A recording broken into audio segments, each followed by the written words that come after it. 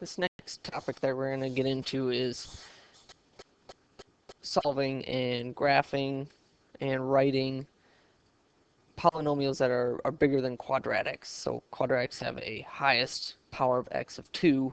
We're going to be dealing with higher powers than that. So, we could have the highest power of 3 or 4 or 5 or 8 or whatever it is. Before we actually start, graphing things like that and solving them and stuff, we're going to have to go over a couple prerequisite skills in order to be able to solve them more easily and things like that. So the first one is factoring these larger polynomials. And one method that we have for that is factor by grouping. If we have polynomials that are much larger than 4 terms, it's not impossible to factor them, but it gets a lot more difficult. So factor by grouping is what you use when you have a 4-term polynomial that meets certain criteria. So we'll look at what factor by grouping is.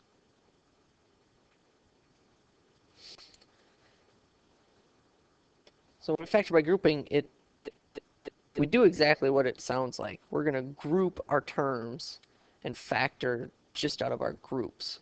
So we're going to want to split this into 2 groups. And we're going to want to look at our first group here and decide what's the biggest factor that we can take out of these 2 terms. So if you look here, the biggest amount of x's that I could take out would be an x squared, because I could take an x squared out of here and an x squared out of here. I also want to look at the numbers. The biggest number I could take out of here would be a 1. Here would be a 2, so you always have to go with the smaller one. So I can't take out any numbers, but I can take out that x squared. So I do that. And so what's left over when I take an x squared out of here, remember that when we factor things out, we're dividing them out. So x cubed divided by the x squared I took out leaves me with an x. When I divide this by my x squared, I'm left with a minus 2. Now I'm going to look at my other group. Okay, I don't have any x's here, so I'm not going to be taking any x's out. I'm going to look at my numbers. I could take a 9 out. Okay, and here's where one of the things that you have to be aware of comes into play. If I take out a 9, okay, so if I take out a positive 9, that would leave me with negative x plus 2. Ideally, we want our parentheses to match each other. So instead of taking out a 9, I'm going to take out a negative 9, which leaves me with an x minus 2. And that matches what I have over here, and that's what I want. I always want my parentheses to match when I'm factoring by grouping. Because the next part is we're going to factor again. So I've cut my 4 terms down to just 2 terms. Okay, this is one term, and this is another term. So remember, terms are things that are separated by a plus or minus. So I have 2 terms now. And what I'm going to do is I'm going to factor whatever I can out of those 2 terms. So if I look at my 2 terms, I see that in both terms I have this parentheses, this exact same parentheses. So I'm going to factor it out. Okay. Now, just like when I factored this x squared out, I immediately put a parenthesis. So when I factor out this x minus 2, I'm going to start a parenthesis. So I'm dividing both these terms by this parenthesis. So I divide this term by the parenthesis, it cancels and leaves just the x squared. When I divide it here, it leaves just the negative 9. So now I've got one term. So I've turned my 4 terms into just one term, okay? Now it's a product. If you recognize this, which I'm hoping you do, this is one of our special cases, so I can keep factoring this one down. Okay, and we're going to get to the special cases in a bit, but hopefully you recognize this one. This is a difference of squares, so this is going to turn into x plus 3 and x minus 3. And this would be the completely factored version of this. These 2 things are the same. And that's factoring by grouping. So if you guys want to pause here, try this one, and then start it back up and I'll go through it. So for this one, again, I'm going to split it up into two groups. I'm going to look at what I can take out of my first group. It looks like I can take an x squared out. I divide this term by the x squared, that leaves me with a y squared. I divide this one, it leaves me with a negative 3. Here I could take a negative 4 out. It leaves me with a y squared minus 3 again.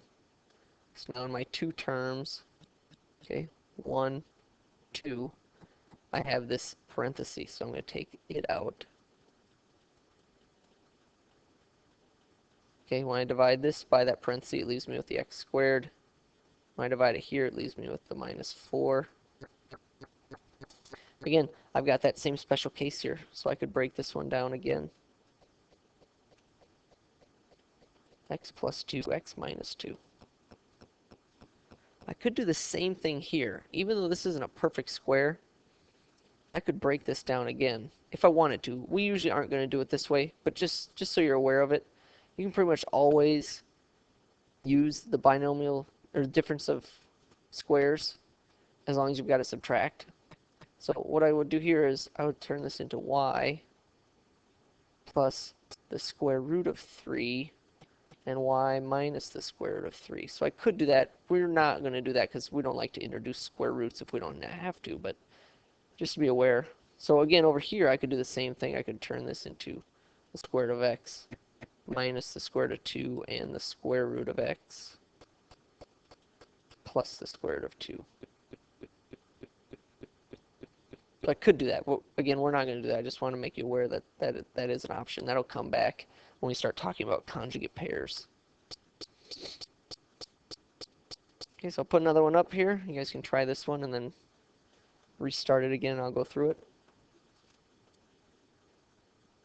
So split it into pairs, or two groups. Here, the biggest number I could take out would be a 10. The most x's I could take out would be an x squared. That's going to leave me with x plus 2. Now over here, really, I can't take any x's out, and there's no numbers here. But I want to take something out. And we can always divide by 1 and get something. Okay, so that's something you're going to have to do. If it looks like there's nothing, you want to take a 1 out just so that you can continue with the next step. Okay, so then you'll know that when you take your x plus 2 out, you're going to be left with the 10x squared. And now you know that you've got a plus 1 here. It's not just a plus, which can be confusing because some people will want to tend to say that, okay, well, then I've just got the 10x squared. But in fact, you need the 10x squared plus 1. Now, what's nice about factoring is you can always check your answer. So if I had made the mistake and just said, okay, well, then I've just got 10x squared, then I can check my answer and multiply it back, and I'm only going to get back, this would be cubed, I'm only going to get this back, which isn't what I started with. So that's another reason you need to, check your answer. Because now if I check here, I am going to get back exactly what I started with. So that's factor by grouping. Now we'll look at a couple special cases. This first one is the one that I was using quite a bit on the previous page. This is difference of squares.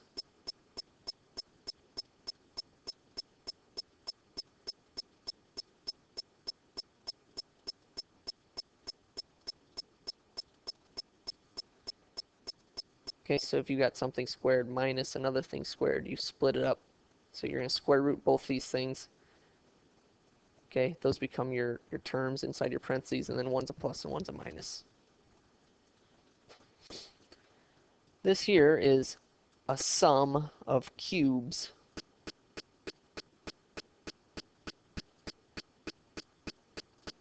So if you ever see that you have two things that are being cubed added together, you can turn it into this. And then you've got difference of cubes also.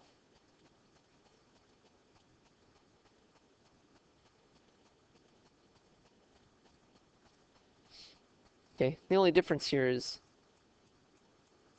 these signs. So whatever's here is what you put in the first one. And then it switches. Okay, and this one's always plus. This last one's always plus. So it's either, if I've got sum of cubes, I've got a plus b, a squared minus ab plus b squared. So it's plus minus plus. If I've got a difference, it's minus plus plus. So let's look at a couple examples of these. So here I've got a sum, and this x cubed kind of clues me, and then I'm going to have a sum of cubes. So what am I cubing to get 27x cubed? Well, to get 27, I'm cubing 3.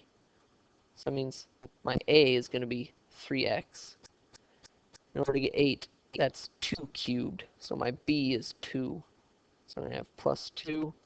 And then I'm going to have a squared, which would be 9x squared, minus these two things multiplied together. So that'd be 6x plus b squared, which would be 4.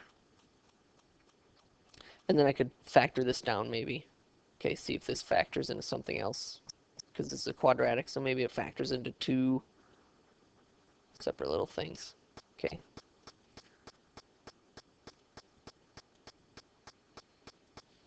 Here, 4 is not a cube, so I'm not going to be using the cubes. But is this something squared? Yes. If I square 4x squared, I get 16x to the 4th. Okay, so this is going to be difference of squares. What am I squaring to get 25? Well, that's 5. One's a plus, one's a minus. Again, I could check my answer by multiplying this back out. Okay, distributing, and I should come back to this. So I'll show that. 4x squared times 4x squared, I get 16x to the 4th. 4x squared times negative 5 is negative 20x squared. Here I'd get positive 20x squared. And I would get my minus 25. And these two terms would eliminate each other. So I'd be back where I started. There's one final one. So this could possibly go both ways. If 125 is a perfect square, then I could do difference of squares. So let's see, is 125 a perfect square? Well, it might be if 25 times 25, but that's going to be too big. So the way to check would be plug in my calculator.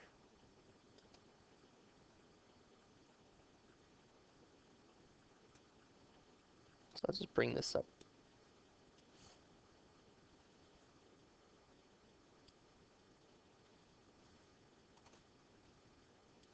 So let's see if 125 is a square root, or if it's a perfect square. No, it's not, because I'm getting a decimal. So I'm not going to use difference of squares. I'm going to use difference of cubes. Okay, because maybe 125 is a perfect cube. So I'm going to figure out if it's the third root. So hit 3, and you want your root button. Or I could have used just the third root here of 125. That's 5. 5 times 5 times 5. 5 times 5 times 5 is 125. So that means my a is going to be 5, and then it's going to be a squared, because a squared to the third power would be a to the 6. So I have minus what I'm cubing here, which would be b squared. And that means I'm going to have my first term squared here, so that'd be 25 a to the 4th, plus these two things multiplied together, plus the last thing squared. And that's what I would get. So that covers our factoring review. I don't, maybe this might be new, not something that you covered in a previous course, but you should have done factor by grouping in your advanced algebra class. But so just kind of a review. We'll practice this, and then we'll start looking at our next prerequisite.